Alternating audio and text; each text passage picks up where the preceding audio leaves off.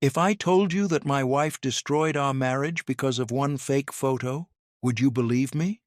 Because 6 months ago, I wouldn't have believed it either. But here's the thing about trust. It's like a glass vase. Beautiful, precious, and once it's shattered, you can never quite put it back together the same way again. My name is David, and this is the story of how my perfect marriage died twice. Once when I thought my wife was cheating, and again when I discovered the truth. It was a Tuesday in March when my world collapsed. I remember because Sarah had been acting strange for weeks, and I'd finally worked up the courage to follow her. God, even saying that makes me sick, following my own wife like some paranoid stalker. But something was eating at me, gnawing at my gut like a parasite. She'd told me she was going to her book club, the same book club she'd been attending for 3 years, every Tuesday at 7 p.m. at Jenny's house. Except this time, instead of going to Jenny's, I watched her park outside our neighbor Mike's place. My heart started hammering against my ribs like a caged animal. This couldn't be happening. Not Sarah. Not my Sarah. I sat in my car for 20 minutes, watching the windows of Mike's house, seeing shadows move behind the curtains. 20 minutes of pure agony, my mind racing through every possible innocent explanation. Maybe she was helping him with something. Maybe there was an emergency. Maybe. But when I finally got out of that car and walked to his front door, my hands were shaking so badly I could barely knock. And when Mike answered, shirtless and flustered, with Sarah visible behind him adjusting her clothes, well, that's an image that's burned into my retinas forever. "David," Sarah gasped, her face going white, "this isn't— I can explain." But what explanation could there be? Her lipstick was smeared, her hair was disheveled. Mike was standing there like he'd been caught with his hand in the cookie jar, mumbling something about how I should go and they'd talk later. This shouldn't happen. That's all I could think as I stood there, watching my wife of 8 years, the woman I'd planned to grow old with, the woman who still left heart-shaped Post-it notes in my lunchbox. This shouldn't happen to us. Let me tell you about us, about who we used to be. Sarah and I met in college at a coffee shop where she was reading Hemingway, and I was pretending to study calculus while really just watching her turn pages. She had this way of biting her lower lip when she concentrated, and when she caught me staring, instead of being annoyed, she laughed. "Are you going to keep pretending to read that same paragraph? Or are you going to come over here and tell me why you keep looking at me?" she'd said. That was Sarah, direct, confident, beautiful, in a way that seemed effortless. We dated for 2 years, lived together for another 2, and married on a beach in California with our families crying happy tears. For 8 years we were that couple, the one other people envied. We had our morning coffee ritual. I'd make it strong, she'd add way too much cream and sugar. We had our Friday night movie marathons, our Saturday morning farmers market walks, our Sunday afternoon lazy sex followed by crossword puzzles in bed. She'd leave little notes in my work bag. "Hope your presentation goes well, handsome.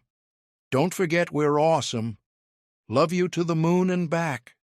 Stupid, simple things that made me smile during boring meetings. I'd bring her flowers for no reason, massage her feet after her long days at the law firm, listen to her complain about her impossible boss, while secretly being proud of how brilliant and passionate she was about her work. We talked about everything: our dreams, our fears, our ridiculous theories about why hot dogs come in packages of 10, but buns come in packages of 8. We had a 5-year plan, a 10-year plan, names picked out for the kids we'd have someday. We were perfect, or at least I thought we were. Standing in Mike's doorway that Tuesday night, watching my world crumble, I realized how naive I'd been. Perfect marriages don't exist. Perfect people don't exist. And sometimes the person you trust most in the world is the one holding the knife. The drive home was a blur. I don't remember getting in my car, don't remember the route, don't remember parking in our driveway. I just remember sitting in our kitchen, staring at the heart-shaped Post-it note she'd left on the coffee maker that morning. "Have a wonderful day, my love. My love." What a joke. Sarah came home an hour later, and we had the fight of our lives. She cried, I yelled, she swore it wasn't what it looked like. I asked her what the hell else it could look like. Round and round we went, until we were both exhausted and hoarse, and nothing was resolved. "I need time to think," she said finally, and disappeared into our guest bedroom. That's when the real torture began. Not the dramatic confrontation, but the slow, methodical poisoning of everything we'd built together. Over the following weeks, our house became a minefield of tension and unspoken accusations. Sarah started hiding her phone, flipping it face down whenever I entered the room. She'd take calls in the other room, speaking in hushed voices. Her laptop, which used to sit open on our kitchen counter, suddenly required a password. "Who are you texting?" I'd ask. "Just work stuff," she'd reply, but her eyes wouldn't meet mine. I became a person I didn't recognize, paranoid, suspicious, analyzing every word she said for hidden meanings. When she said she was working late, I'd drive by her office to check if her car was really there. When she said she was meeting Jenny for lunch, I'd find myself wanting to call Jenny to verify. The worst part? Sarah began to turn it around on me. "You don't look at me the same anymore," she said one evening over dinner. We were eating in silence, as had become our custom, when she suddenly put down her fork and stared at me accusingly. "What do you mean?" I asked, though I knew exactly what she meant. "You look at me like I'm a stranger, like I'm some kind of criminal. I can't even breathe in this house without feeling like you're judging me." "Sarah, after what I saw—" "What you think you saw," she interrupted, her voice sharp. "And maybe if you'd been paying attention to me, to us, instead of being buried in work all the time, things would be different." There it was. Somehow, my catching her at Mike's house was my fault. I was the one who hadn't been attentive enough, caring enough, present enough. I was the reason she'd sought comfort elsewhere. The gaslighting was so subtle, so expertly done, that I actually started to believe her. Maybe I had been working too much. Maybe I had been taking our relationship for granted. Maybe this was all my fault. We stopped talking about anything meaningful. Our conversations became purely functional. "Did you pay the electric bill?" "Your mother called." "We're out of milk." The heart-shaped notes disappeared. The morning coffee ritual became two people silently moving around each other like polite strangers. Our friends started to notice. At dinner parties, the easy banter Sarah and I were known for was replaced by awkward silences and forced smiles. Jenny asked me if everything was okay. My brother wanted to know why Sarah seemed so distant at family gatherings. I made excuses, work stress, busy schedules, nothing major. But inside, I was dying. The woman I loved was sitting right next to me, and I'd never felt more alone in my life. The breaking point came on our 8th wedding anniversary. I'd made reservations at the restaurant where we'd had our first date, hoping somehow we could recapture what we'd lost. Sarah barely touched her food, spent most of the evening checking her phone, and when I tried to bring up our problems, she shut down completely. "I can't do this anymore, David," she said quietly as we sat in our car afterward. "Can't do what?" "This, U.S., living like roommates who can barely stand each other." My blood went cold. "What are you saying?" She was quiet for a long moment, staring out the passenger window at the rain. "I'm saying maybe we should consider taking a break." A break. The word hung between us like a death sentence. That night, she slept in the guest room again. I lay in our bed, staring at the ceiling, wondering how we'd gotten to this place. How do you go from planning your future together to discussing a separation in the space of a few months? I thought about calling my lawyer. I thought about packing my bags. I thought about confronting Mike and demanding answers. But mostly, I just lay there, feeling like my chest was caving in, wondering if this was what heartbreak actually felt like. Not a sharp pain, but a dull, constant ache that colored everything gray. What I didn't know was that Sarah was lying in the guest room having the same sleepless night, wrestling with her own demons. What I didn't know was that she was about to receive something that would change everything. What I didn't know was that our marriage was about to die a second time. The envelope arrived on a Thursday morning in May. Sarah found it slipped under our front door when she left for work. No postmark, no return address, just her name written in block letters across plain white paper. Later, she told me she almost threw it away. Something about it felt wrong, she said, like picking up a snake. But curiosity got the better of her, as it always does. Inside was a single photograph, and in that photograph was her husband, me, with another woman. I wasn't there when Sarah opened that envelope, so I can only imagine what went through her mind. But knowing Sarah, knowing how her brilliant legal mind works, I can picture it perfectly. The way her breath would have caught in her throat, the way her hands would have started shaking, the way she would have studied every detail, looking for proof that it wasn't real, wasn't true, wasn't the final nail in the coffin of our marriage. In the photo, I was supposedly at some upscale bar, my arm around a beautiful brunette. We were laughing, looking intimate, looking like a couple. The woman was stunning, the kind of woman who turns heads when she walks into a room. And there I was, apparently cheating on my wife while she was going through hell over her own infidelity. Sarah didn't confront me immediately. For 3 days, she carried that photo around like a poison pill, studying it obsessively, comparing it to photos of me on her phone, trying to remember when I might have been at that bar, who that woman could be. She became a detective, analyzing every business trip I'd taken, every late night at the office, every time I'd been unreachable. The photo became her evidence, her justification for everything that had gone wrong between us.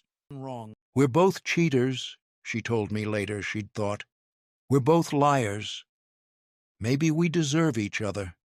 The irony is crushing now, knowing what I know. While Sarah was torturing herself over a fake photo, I was torturing myself over what I'd seen at Mike's house. We were both victims of the same poison, just delivered in different doses. When she finally showed me the photograph, we were in our kitchen on a Sunday morning. I was reading the paper, trying to pretend things were normal, when she slapped the photo down on the table in front of me. "I guess we're even now," she said, her voice eerily calm. I looked at the photo and felt the world tilt on its axis, because that was definitely my face, definitely my body, definitely me in that picture. But I had never been to that bar, never met that woman, never lived that moment. "Sarah," I said slowly, "I have never seen this woman in my life." "Don't," she said, holding up her hand. "Just don't. I can't handle any more lies. I'm not lying. Look at me. Sarah, look at me. I have never cheated on you.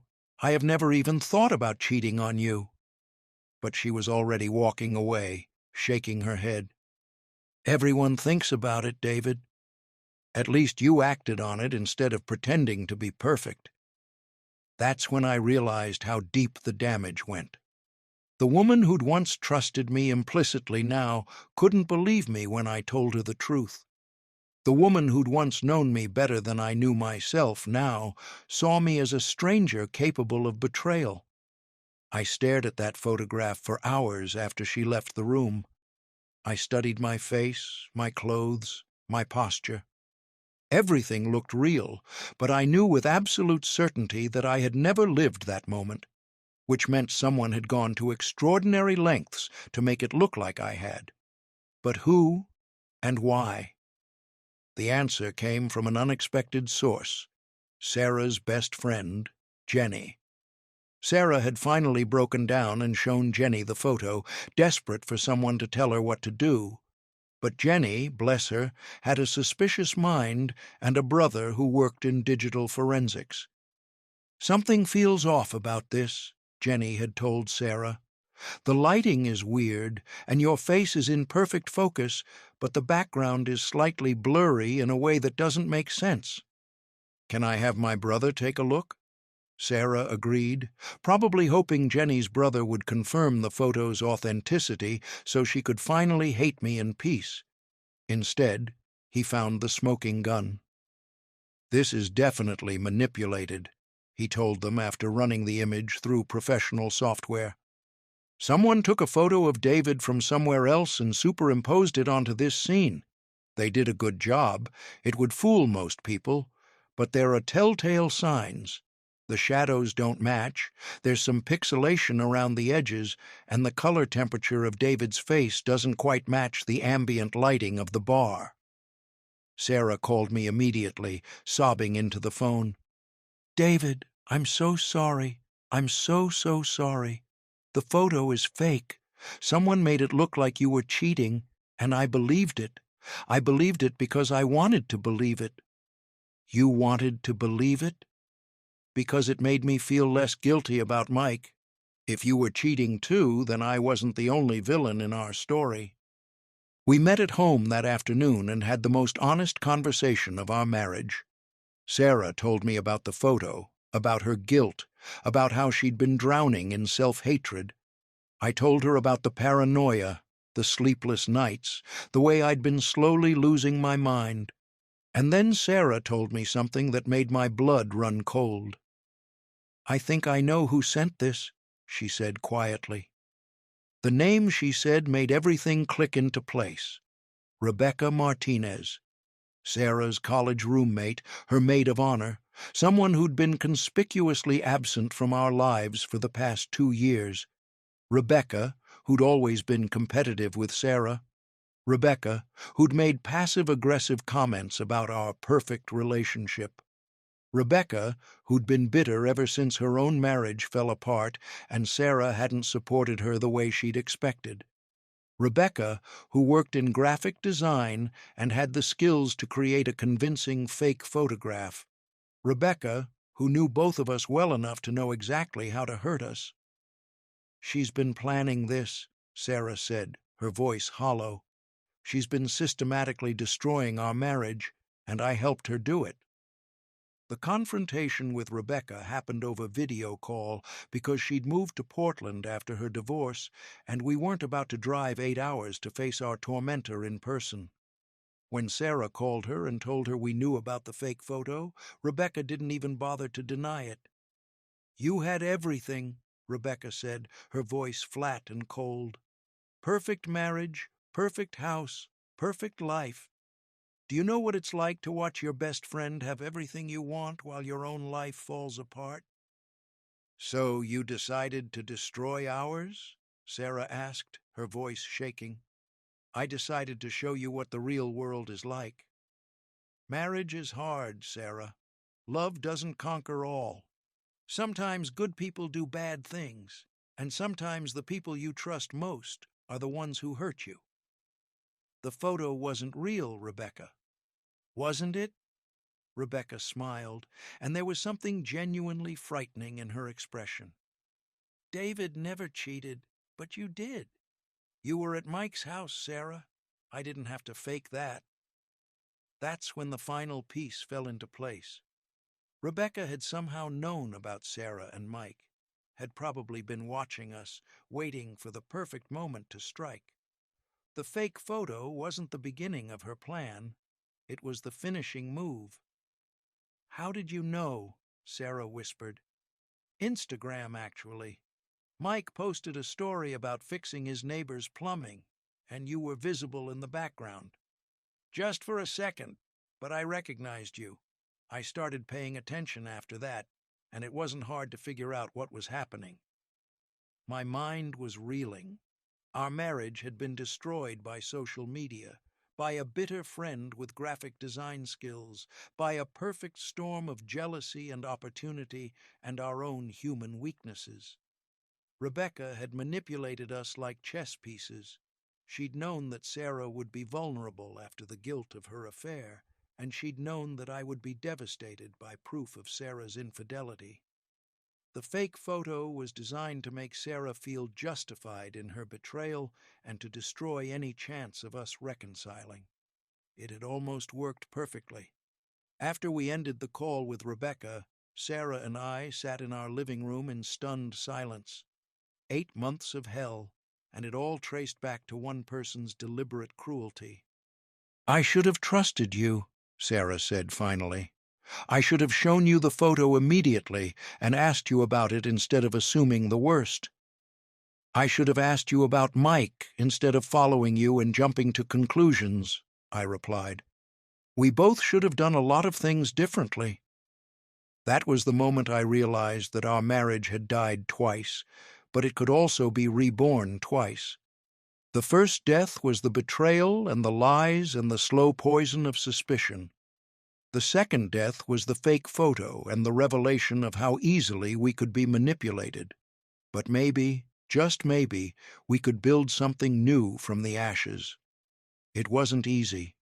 Rebuilding trust is like learning to walk again after a devastating accident.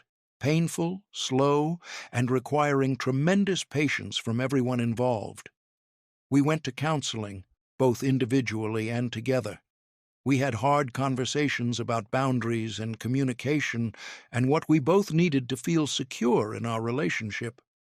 Sarah ended things with Mike definitively, and we moved to a new neighborhood where we didn't have to see him every day.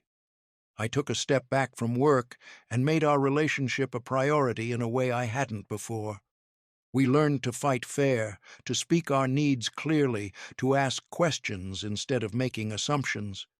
Most importantly, we learned that perfection isn't the goal. The goal is honesty, even when it hurts. The goal is choosing each other, even when it's hard. The goal is building something real and strong enough to weather the storms that life inevitably brings. 6 months after the Rebecca revelation, Sarah left me a note on the coffee maker. Not a heart-shaped post-it this time, just a simple piece of paper with her handwriting. "Thank you for staying. Thank you for fighting for us. Thank you for believing that we're worth saving." And that's when I knew we were going to make it. Epilogue. If I told you that my wife destroyed our marriage because of one fake photo, would you believe me? Because it's true, but it's not the whole truth. The whole truth is that our marriage was destroyed by many things: betrayal, pride, poor communication, outside manipulation, and our own human frailties.